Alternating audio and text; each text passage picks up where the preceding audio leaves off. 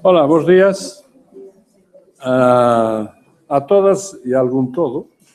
que son poucos. Bueno, vamos a dar comezo a esta xornada que os presentes supoño que xa saben de que se trata, pero debo indicar que é unha xornada que se fai anualmente dedicada a unha figura da vida cultural pública galega.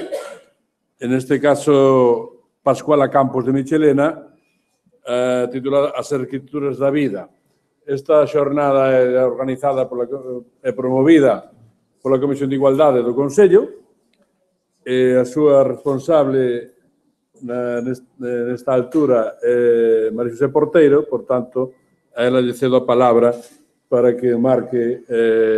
esta xornada e expoña tamén os obxectivos que queremos lograr no día de hoxe. Por favor. Moitas grazas, señor presidente do Consello da Cultura, por estar aquí e por favorecer ou facilitar que estas actividades sexan unha realidade. Case que un soño para moitas das que estamos aquí, que noutras épocas pensábamos que chegar a facer encontros deste tipo era algo que quedaba moi lonxano. Xa hai moitos anos que no Consello da Cultura hai un espazo para falar, debatir, construir arredor do concepto de igualdade, do xénero e do feminismo, e esta xornada é un fito moi importante porque, a parte da continuidade da iniciativa que en tempos de María Xosé Agra, a grande creadora desta comisión, se fixo de dedicar unha xornada anual a mulleres devanceiras, pioneiras en aspectos da vida pública, vencelladas ao mundo da cultura, nas que marcaron un fito, fixeron unha semente. Estamos en tempo de analizar, de recoller, de agradecer e de facerlles as homenaxe que corresponde, pois insisto que esta é unha das actividades máis interesantes, desde o meu punto de vista, da Comisión de Igualdade. Porque poñer o foco, poñer a luz, centrar a atención sobre historias de vida de mulleres que están no mellor da súa vida e que podemos compartir con elas aínda a súa impresión, a súa experiencia, o balanzo que fan do que fixeron, me parece algo maravilloso e moi gratificante. Solemos decir que, desde o punto de vista feminista, o privado é público. Ás veces, incursionar nunha vida privada, como facemos nestas xornadas, ten un aquel, pois, se cadra de falla de discreción, e agradecemos moito, neste caso, a Pascuala, como as outras persoas, as outras mulleres que foran obxecto de estudio e de análise e de atención nas nosas xornadas, porque nos abren as portas non somentes da súa experiencia profesional, sino tamén da súa vida. Grazas, Pascuala, sei que non foi fácil. Sei que non foi fácil porque hai que facer un grande esforzo de xenerosidade para que podamos, insisto, aprender tamén da túa vida neste caso. A mí, personalmente, sempre me interesaron todas as xornadas que se fixeron, pero debo recoñecer que neste caso teño un interese especial, porque me parece que é un dos aspectos menos tratados, menos divulgados tamén, a intervención sobre o espacio público das mulleres, desde as mulleres, para as mulleres, polas mulleres, e creo que ten un interese redoblado. Tócame facer os agradecementos puntuais as entidades e persoas externas ao Consello da Cultura que colaboran nesta actividade, en todo o que está no entorno a Pascuala Campos de Michelena e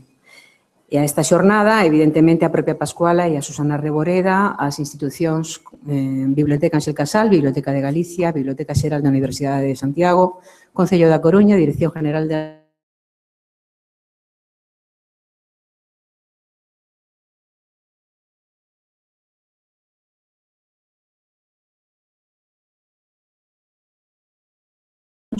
Nova Galicia Edicións, xornais El Correo Gallego, Faro de Vigo, El País, La Voz de Galicia, revistas e boletíns como Andaina, Boden, Cuadernos Teoplástica, Boletín Académico Escola Técnica Superior de Arquitectura da Coruña, BOU, Cuadernos de Arquitectura, Hogar e Arquitectura, Obradoiro, Revista de Arquitectura e Urbanismo, On Diseño e Revista da Facultade de Letras, Ciencias e Técnicas do Patrimonio. Por suposto, sempre agradecemos, como non, pero non é un agradecemento de trámite, sino auténticamente sentido o persoal, todo o persoal desta institución que participou na posta en marcha desta actividade e das outras que desenvolve a Comisión de Igualdade. Neste caso, Miguel Alonso Fachado, Rosa Neiros Díaz, Irene Gómez Menéndez, Susana Guitarnovo, José Lens Bruña, Cristina Mouriño Cabaleiro, Teresa Navarro Quinteiro, Rosario Pérez Magdalena, Anxo Sumai García, Begoña Tajes Marcote e non te escapas, Marían Viñas,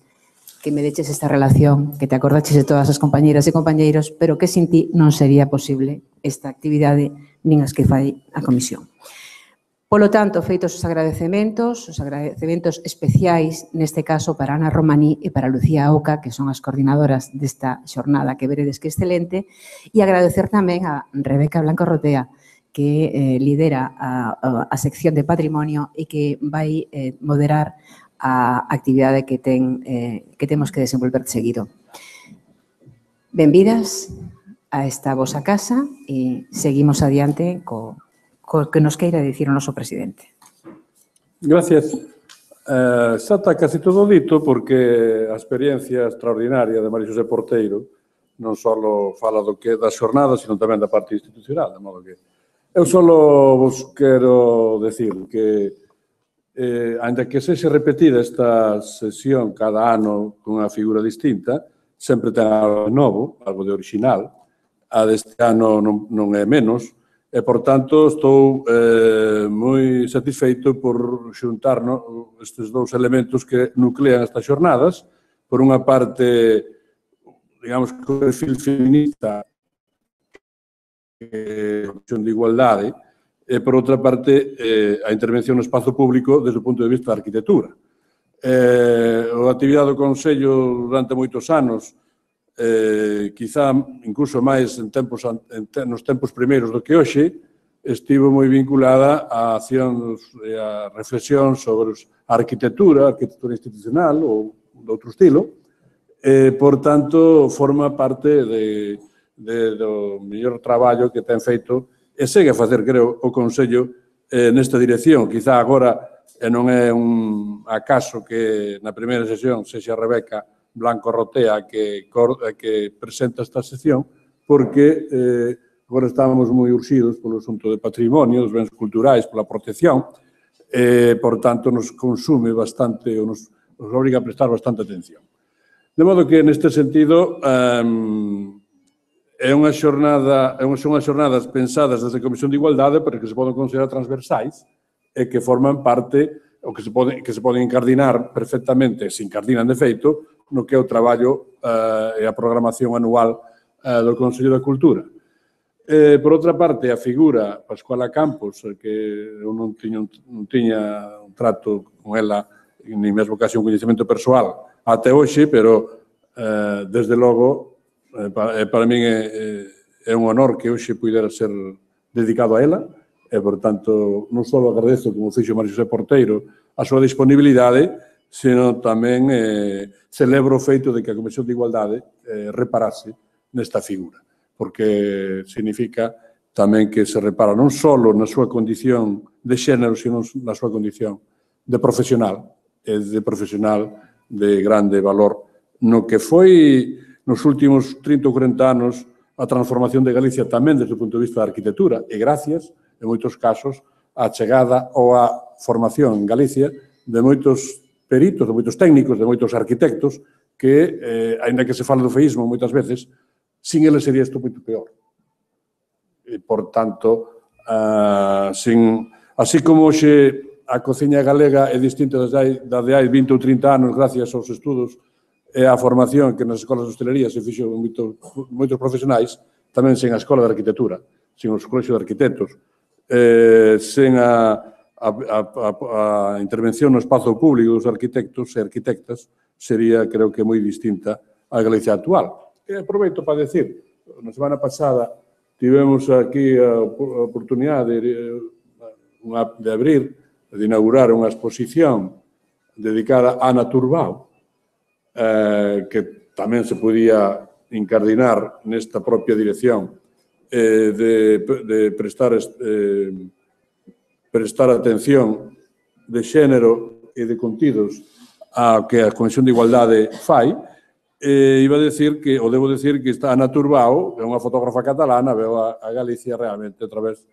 dos arquitectos, do Colexio de Arquitectos, de César Portela e Salvador Tarragó e algúns outros que naquela altura traballaban no Colexio de Arquitectos. Aproveito para dicirvos que estará aberta até o Nadal, de modo que podedes vela no Colexio de Fonseca. Espero que vos poida ser de interés. Isto coincide nunha semana no que temos tantas ofertas e tantas actividades. De modo que, dito todo isto, eu xa non vou repetir máis os agradecementos, si saudar as ponentes e que levan as mesas redondas ou que interveñen. Creo que é un programa moi denso e que vai ser non tanto unha homenaxe quanto unha reflexión. Isto me complace ainda máis, porque non se trata de facer só unha homenaxe a unha persona, que tamén, sino tamén de reflexionar sobre ese campo intelectual que é a arquitectura e a súa intervención nos espazos públicos. En suma, desexo-vos un bon traballo. Eu estarei de vez en cando por aquí, pero non podo seguilo de forma diaria, de forma constante. Espero que ao final do día as conclusións sexan acordes coas expectativas. Confiamos que o ano que ven pois haxa outras xornadas, non de arquitectura probablemente, pero sí co mesmo nivel de acollida e coa mesma intensidade de afecto coa que vexo que está comenzando isto. Gracias a todos e a todas, a toda a xente, e bon traballo. Gracias. Bueno.